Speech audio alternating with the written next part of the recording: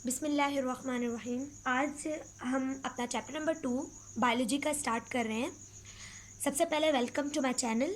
And अगर आप लोगों ने पिछले लेक्चर्स नहीं देखे गैशियस एक्सचेंज के, तो आप प्लेलिस्ट में जाकर क्लास 10 बायोलॉजी की प्लेलिस्ट में आप ये तमाम लेक्चर्स देख सकते हैं। चलिए स्टार्ट करते हैं हम अपना आज का लेक्चर। बायोलॉजी के अंदर हमारे पास कुछ टर्म्स होती हैं जिनके ख़ास मीनिंग होते हैं। यहाँ पे एक टर्म है जिसे कहा जाता है होमियो। ठीक है, होमियो का मतलब होता है सेम। सेम मतलब एक जैसा। स्टेसिस का मतलब होता है स्टेट, मतलब हालत। होमियोस्टेसिस का मतलब होता है सेम स्टेट, सेम हालत। किसकी? जानदारों की।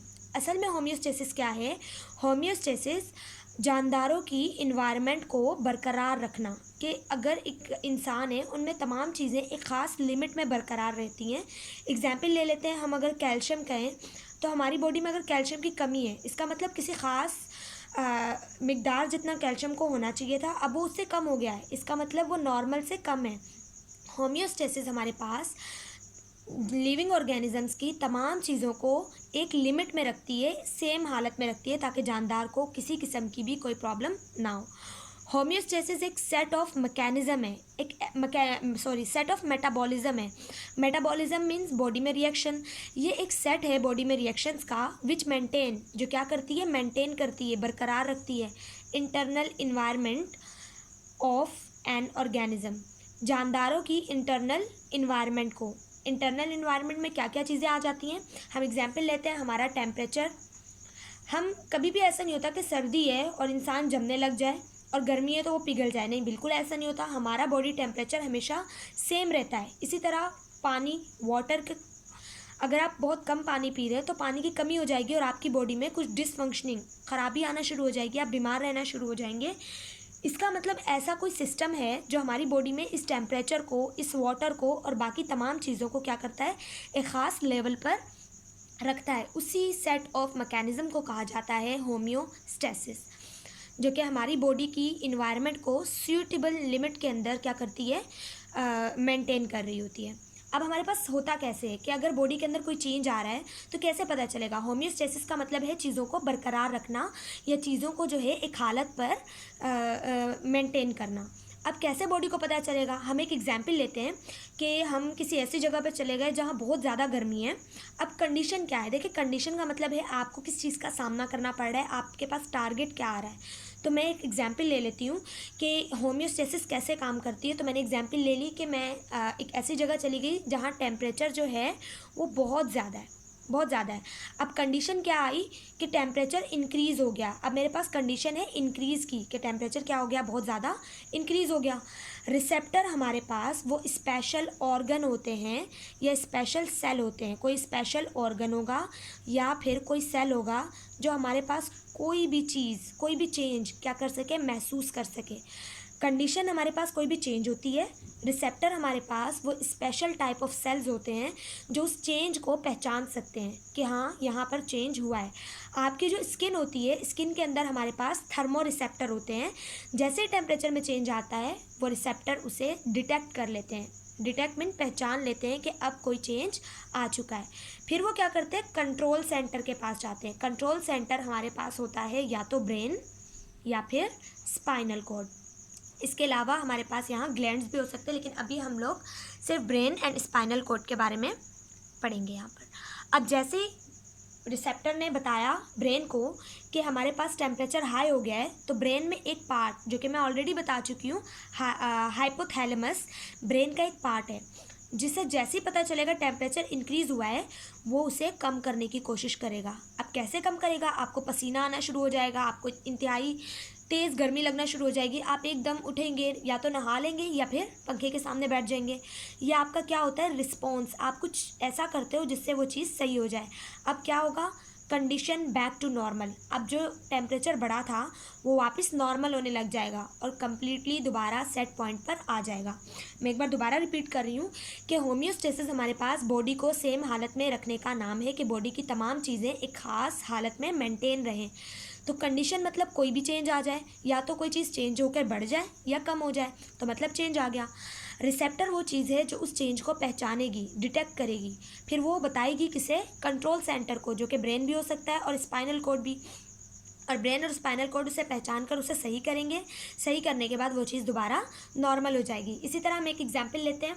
हमने किसी गर्म चीज़ को टच किया, टच करने के बाद हमारे स्किन के अंदर मौजूद थर्मो रिसेप्टर ने उसे क्या कर लिया, डिटेक्ट कर लिया। डिटेक्ट करने के बाद वो किसे बताएगा, वो हमारे पास कंट्रोल सेंटर को बताएगा, स्पाइनल कॉर्ड को, जो एकदम बोलेगी, ऑर्डर देगी कि हाथ हटा लो। तो हम करेक्ट कर लेंगे ना अपना काम जो हमने किया, जिसकी वजह से हमारे अंदर क्या हुई, चेंज हुई, तो हम उसे सही कर लेंगे तो वापस सब कुछ नॉर्मल हो जाएगा। तो इस पूरे सिस्टम को कहा जाता है फीडबैक सिस्टम।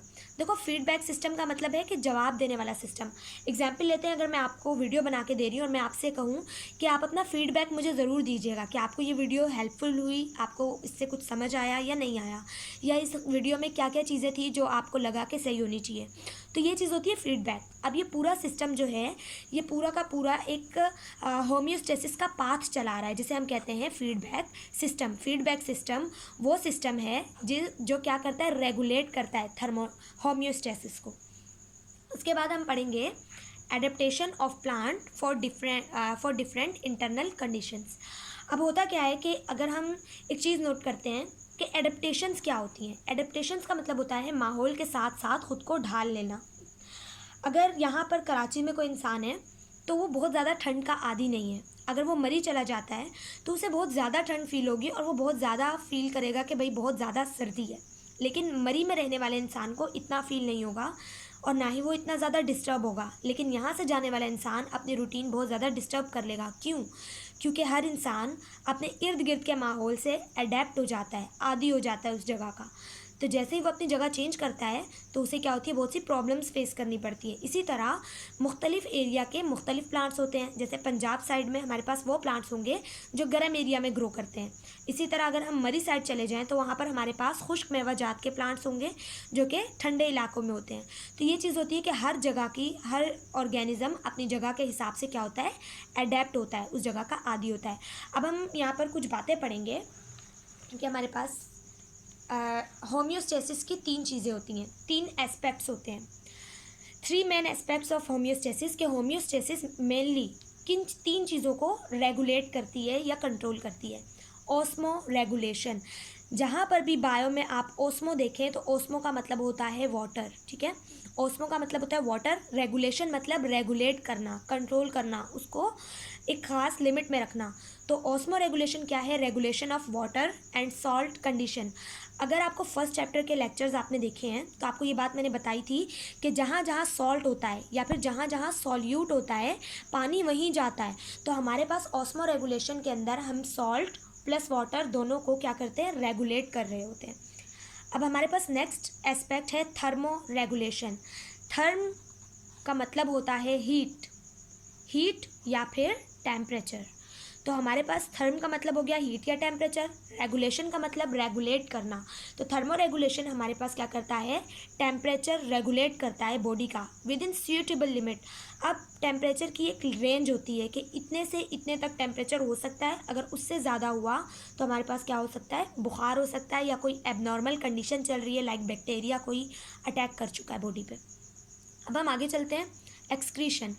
एक्सक्रीशन क्या है, ये एक ऐसा प्रोसेस है जिससे हम वो तमाम चीज़ें जो हमारी बॉडी को नहीं चाहिए या जो बहुत ज़्यादा हो चुकी हैं उन्हें रिलीज़ करते हैं। हम कह सकते हैं मेटाबॉलिक वेस्ट। मेटाबॉलिक मतलब बॉडी के अंदर होने वाले रिएक्शन के बाद जो चीज़ें बची जो हमारी नीड की नहीं है, जो वेस्ट हैं, उसे निकालते हैं अपनी बॉडी से। या फिर एक्सेस मेटाबॉलिक सब्सटेंस, ऐसी चीज़ें जो बहुत ज़्यादा है। एग्जाम्पल लेते हैं, जब आप बहुत ज़्यादा पानी पी रहे होते हैं, बहुत ज़्यादा वाटर इंटेक करते हैं तो आप यूरिन भी बहुत ज़्यादा कर रहे होते हैं, आपकी यूरिनेशन भी इंक्रीज़ हो जाती है। लेकिन जब आप पानी कम पीते हैं तो आपका यूरिन क्या होता है, येलोविश हो जाता है। तो ये वजह है कि जब आप बहुत ज़्यादा एक्सेस में चीज़ लेते हैं तो जितनी आपकी बॉडी को चाहिए वो उतना ले लेगी और जो एक्स्ट्रा होगी वो बॉडी अपने अंदर से एक्सक्रीट कर देगी या फिर एक्सपेल आउट कर देगी। अब आगे हम चलते हैं, प्रोसीड कर रहे हैं अपने लेक्चर को, स्टोरेज और एक्सक्रीशन ऑफ कार्बन डाइऑक्साइड। अच्छा, यहाँ पर कुछ बच्चे होंगे जिन्हें बहुत ज़्यादा कन्फ्यूजन होगी मे बी लास्ट लेक्चर से फोटोसिंथेसिस या फिर रिस्पायरेशन के हवाले से। तो मैंने यहाँ पर एक प्लांट ड्रॉ किया है और मैंने कंडीशन क्या ली है, कंडीशन ली है डे टाइम कि दोपहर का वक्त है, तो क्या होगा, प्लांट के अंदर दो प्रोसेस होते हैं गैसियस एक्सचेंज के। एक होता है हमारे पास फोटोसिंथेसिस और एक होती है हमारे पास रिस्पायरेशन। मैंने फोटोसिंथेसिस की शॉर्ट फॉर्म में लिखा है, आप कंप्लीट लिखिएगा। अब एक होती है फोटोसिंथेसिस और एक होती है रिस्पायरेशन। दिन के वक्त ये दोनों हो रही होती है, क्योंकि फोटोसिंथेसिस तो सिर्फ और सिर्फ दिन के वक्त होती है और रिस्पायरेशन हर वक्त हो रही होती है 24 आवर्स। अब क्या होता है कि जैसे ही एग्जाम्पल लेते हैं, सुबह के 8 बजे, 8 बजे सूरज आया, फोटोसिंथेसिस शुरू हुई, स्टार्ट हुई। इससे आप ना जस्ट एक एग्जाम्पल के तौर पे समझ सकते हैं कि ये दो भाई हैं, टू ब्रदर्स हैं जो एक ही घर में रहते हैं। ये भाई जो है ये बिस्किट को सेंथिसाइज करता है, ठीक है। ये वाला भाई बिस्किट को क्या कर रहा है, रिस्पायरेशन वाला भाई बिस्किट सेंथिसाइज कर रहा है, फोटोसिंथेसिस उसे बेच रहा है। अब ये आपस में भी तो कर सकते हैं, ये इसे दे देगा और ये बेच देगा। तो हमारे पास क्या होता है कि रिस्पायरेशन से जो चीज़ें बनती हैं वो फोटोसिंथेसिस ले लेती है और फोटोसिंथेसिस से जो चीज़ें बनती हैं वो रिस्पायरेशन लेती है, क्योंकि इनकी नीड एक दूसरे के ऑपोजिट हैं। अगर आपको ये चीज़ समझ नहीं आई, मैं कम्प्लीटली ब्रीफली आपको बता रही हूँ कि फोटोसिंथेसिस में आपको चाहिए क्या, कार्बन डाइऑक्साइड चाहिए और आपको मिलता क्या है, ऑक्सीजन मिलता है। इसी तरह रिस्पायरेशन में आपको चाहिए ऑक्सीजन और बाहर क्या निकलता है, कार्बन डाइऑक्साइड। तो ये अपनी कार्बन डाइऑक्साइड इसको बनाने के लिए दे देती है और ये अपना ऑक्सीजन इसे दे देता है। तो 8 बजे के टाइम जब फोटोसिंथेसिस शुरू होती है तब क्या होता होगा कि फोटोसिंथेसिस बहुत थोड़ी हो रही होगी, तो रिस्पायरेशन जो है वो ज़्यादा होगी, तो बाहर कार्बन डाइऑक्साइड आ रहा है। लेकिन जैसे ही 1 बजे का टाइम होता है, फुल सूरज जो है वो सर पर होगा, तो फोटोसिंथेसिस बहुत ज़्यादा हो जाएगी और रिस्पायरेशन तो वही आहिस्ता आहिस्ता चलती रहेगी। तो क्या होगा कि फोटोसिंथेसिस इसकी सारी कार्बन डाइऑक्साइड ले लेगी और इसे ऑक्सीजन भी देती रहेगी, लेकिन बाकी का ऑक्सीजन बाहर रिलीज़ कर देगी, बाहर इन्वायरमेंट में। इसीलिए दिन के वक्त प्लांट क्या गैस रिलीज़ करता है, सिर्फ और सिर्फ ऑक्सीजन गैस। वो किस लिए, क्योंकि रिस्पायरेशन बहुत ज़्यादा स्लो हो रही होती है, फोटोसिंथेसिस बहुत ज़्यादा तेज़ी से हो जाती है दोपहर के वक्त। तो क्या होता है कि रिस्पायरेशन से बनने वाली कार्बन डाइऑक्साइड फोटोसिंथेसिस ले लेती है और इसे अपना ऑक्सीजन थोड़ा थोड़ा देती रहती है, लेकिन ऑक्सीजन बहुत ज़्यादा होता है, जो थोड़ा ये इसे दे देती है और बाकी हवा में रिलीज़ कर देती है, और यही ऑक्सीजन हम सांस के ज़रिए इनहेल करते हैं। ये चीज़ क्लियर हुई। तो मैं ये यहाँ से भी बता देती हूँ कि दोपहर के वक्त क्या होता है, फोटोसिंथेसिस होती है बहुत तेज़ी से, एट हाई रेट, और कार्बन डाइऑक्साइड ले रही होती है, ऑक्सीजन दे रही होती है, जबकि रिस्पायरेशन जो है वो चल रही होती है साथ साथ। रिस्पायरेशन में हमारे पास ऑक्सीजन जो है वो जाता है और बदले में कार्बन डाइऑक्साइड बाहर आ रही होती है। अब हम लोग टाइम लेते हैं नाइट टाइम, रात का वक्त हो गया। अब रात का वक्त जैसे ही हुआ, अब फोटोसिंथेसिस हो चुकी है स्टॉप।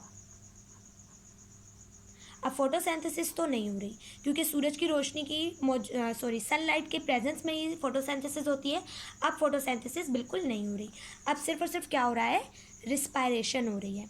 अब रिस्पायरेशन जो हो रही है इसमें क्या होगा, प्लांट जो है वो ऑक्सीजन लेगा और बदले में निकालेगा कार्बन डाइऑक्साइड, और ये कार्बन डाइऑक्साइड प्लांट से रिलीज़ हो रही होती है रात के वक्त। और यही वजह है कि अगर कोई इंसान किसी दरख्त के नीचे रात के वक्त सो रहा है तो वो बहुत ज़्यादा कार्बन डाइऑक्साइड इनहेल कर लेता है, जिससे उसके दिमाग पर असर हो जाता है। लाइक उसे एक ब्रेन थोड़ी सी प्रॉब्लम हो जाती है, जिससे वो अजीब अजीब बहकी बहकी बातें कर सकता है। लाइक जिसे हम आमतौर पे कह रहे होते हैं कि भूत या कुछ आ गया दरख्त से, तो ऐसा कुछ नहीं होता। वो क्या होता है हमारे पास कि ऑक्सीजन जो है वो इनहेल कर रहा है रात के वक्त और कार्बन डाइऑक्साइड रिलीज़ कर रहा है, और जब आप ज़्यादा कार्बन डाइऑक्साइड इनहेल कर लेंगे तो आपको ऐसा हो सकता है। नेक्स्ट है हमारा topic removal of extra water. अब हम लोग पढ़ रहे थे एक्सक्रीशन के बारे में, तो हमने गैसेस की एक्सक्रीशन तो पढ़ ली, लेकिन अब हम पढ़ेंगे कि पानी की एक्सक्रीशन कैसे होती है प्लांट्स के अंदर। तो प्लांट्स के अंदर 2 प्रोसेस हैं जिससे हम प्लांट्स का जो एक्स्ट्रा वाटर है वो बाहर आता है। सबसे पहला है ट्रांसपायरेशन और सेकंड है गटेशन। आपके पेपर में इन दोनों के डिफरेंस पूछे जाते हैं, या फिर वो आपसे अलग अलग भी इनके बारे में शॉर्ट में पूछ सकते हैं। तो मैंने जो ये पॉइंट्स लिखे हैं, अगर आपसे डिफरेंस में पूछा जाए, आप बीच में लाइन ड्रॉ करेंगे, एक तरफ ट्रांसपायरेशन एक तरफ गटेशन लिख दीजिएगा। और अगर वो अलग से पूछ रहे हैं कि डिफाइन ट्रांसपायरेशन एंड गटेशन, तो बिल्कुल एज इट इज़ लिख दीजिएगा। अब आगे हम चलते हैं, ट्रांसपायरेशन क्या है, removal of water in form of vapour from aerial part of plant. अब क्या है इसका मतलब कि अगर हम लोग एक लीफ ड्रॉ करें तो इसका मतलब ये ऊपर लीफ के ऊपर क्या होते हैं, छोटे छोटे माइक्रोस्कोपिक पोर्स क्या होते हैं, बताया था ना आपको मैंने कि ये होते हैं स्टोमेटा। अब स्टोमेटा जो होता है ये दिन के वक्त ओपन होता है, और जब ये ओपन होता है, एरियल पार्ट का मतलब है लीव्स के ऊपरी सतह पर, एरियल पार्ट पे जो स्टोमेटा होते हैं दिन के वक्त जब खुलते हैं तो इसके अंदर से पानी बुखारात की फॉर्म में, वेपर का मतलब होता है आप स्प्रे करते हैं ना जब बाल वगैरह पर या परफ्यूम का स्प्रे, तो उसमें से जो निकलने वाले छोटे छोटे ज़र्रात होते हैं उन्हें कहते हैं वेपर, ठीक है, बुखारात। तो अब पानी क्या होता है, स्टोमेटा से थोड़ा ऊपर आता है और फिर जो सूरज की धूप है या हवा है वो उसे उड़ा ले जाती है, तो इस प्रोसेस को कहते हैं transpiration. Occur only at day time. Transpiration सिर्फ दिन के वक्त क्यों होती है, क्योंकि स्टोमेटा सिर्फ और सिर्फ दिन के वक्त खुलता है। और क्यों खुलता है दिन के वक्त, ये रीज़न मैं आपको 2 बार लास्ट चैप्टर में बता चुकी हूँ। ट्रांसपायरेशन किसके ज़रिए होती है, स्टोमेटा के ज़रिए। नेक्स्ट है हमारे पास गटेशन क्या होता है। अब जो लीफ है, लीव्स के साइडों पे और कोनों पे छोटे छोटे पोर्स होते हैं जिन्हें कहा जाता है हाइडाथोड्स, इन्हें हाइडाथोड्स कहा जाता है। और इन पोर्स से क्या होता है, रात के वक्त जो एक्सेस जो वेस्ट वाटर है जो बॉडी को नहीं चाहिए, जो बहुत ज़्यादा हो गया है, वो इससे निकलता है, जिसे हम शबनम के कतरे भी कहते हैं, कि वो फिर लिक्विड ड्रॉप की फॉर्म में निकलता है। आपसे एमसीक्यूज पूछ सकता है कि प्लांट का जो पानी रिमूव होता है वेपर की फॉर्म में, तो वो कहलाता है ट्रांसपायरेशन, और जो लिक्विड ड्रॉप की फॉर्म में होता है उसे कहते हैं गटेशन, ठीक है। ये सिर्फ और सिर्फ रात के वक्त होता है क्योंकि स्टोमेटा बंद होते हैं, तो एक्सेस ऑफ वाटर फिर हाइडाथोड से निकल रहा है, थ्रो हाइडाथोड्स के ज़रिए होता है, और ये जो वाटर निकल रहा है ये लिक्विड ड्रॉप्स की फॉर्म में है, ठीक है। अब नेक्स्ट है हमारे पास लेंटिकल्स हमारे पास जो प्लांट्स होते हैं उनके स्टेम के अंदर हमारे पास बहुत सॉफ्ट, मतलब बहुत ज़्यादा फासले से अरेंज सेल्स होते हैं, जिन्हें हम कह सकते हैं कि बहुत ज़्यादा स्पेस होता है इनके दरमियान, तो ये लेंटिकल्स होते हैं, और स्पेशल पोर्स होते हैं इनके दरमियान, ये जो जगह होती हैं यहाँ से ये क्या करते हैं, प्रोड्यूस करते हैं इनसॉल्युबल गम्स, वो चीज़ें जो पौधे को नहीं चाहिए अब, तो वो यहाँ से पौधे से बाहर निकाल देते हैं, जिसे हम कहते हैं गोंद वगैरह भी पौधे के ऊपर आ जाती है, तो उसे कहते हैं गम्स या रेजिन्स। तो वो पौधा अपने अंदर से क्या करता है, रिलीज़ करता है केमिकल्स होते हैं जो उसे नहीं चाहिए होते। तो आज का लेक्चर हम यहीं एंड करते हैं, इसके बाद हम नेक्स्ट टॉपिक बनाएंगे, लॉन्ग इंपॉर्टेंट क्वेश्चन होगा हमारा, तो नेक्स्ट वीडियो भी ज़रूर देखिएगा। इसके अलावा चैनल को सब्सक्राइब ज़रूर कीजिएगा, और अगर आपको इस वीडियो के हवाले से कोई भी क्वेश्चन या कोई भी क्यूरी है तो आप कमेंट बॉक्स में ज़रूर पूछिएगा। उसके अलावा मैं आपको व्हाट्सएप नंबर भी शेयर कर दूँगी डिस्क्रिप्शन में, तो आप वहाँ से हमसे व्हाट्सएप के थ्रू व्हाट्सएप ग्रुप में ऐड हो सकते हैं, ताकि आपको हर वीडियो की जो लिंक है वो आसानी से मिल सके। Thank you so much.